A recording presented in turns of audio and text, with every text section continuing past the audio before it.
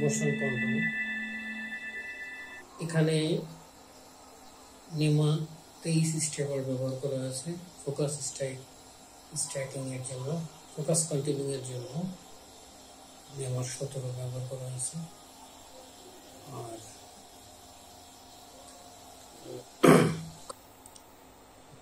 এটা হচ্ছে background composition করা হয়েছে, ফরেস্ট কম্পোজিশন। যখন দেখবেন তখন মজা উপভোগ করতে পারবেন।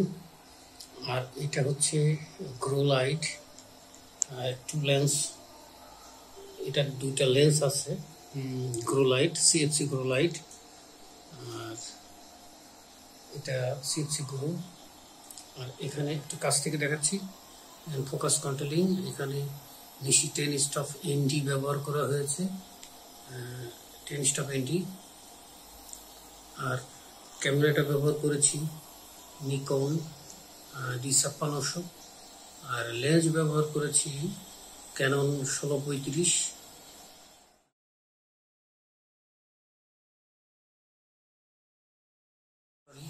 17 stepper rider big নেমা।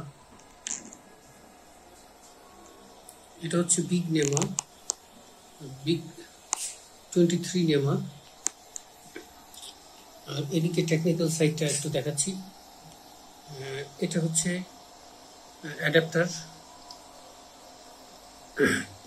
24 DC volt converter.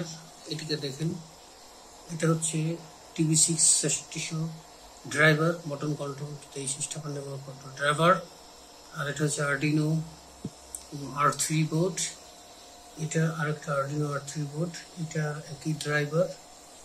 আর এটা কুলিং সিস্টেম, কুলিং।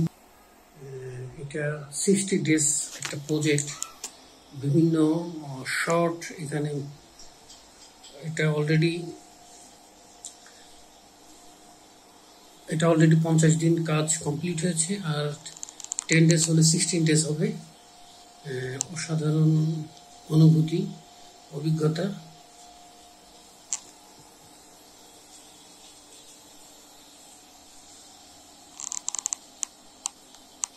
এই টেকনোলজিটা, এই মোশন কন্ট্রোল সিস্টেমটা টোটালি আমার তৈরি। এটা all materials own by Nihar Ranjan Das.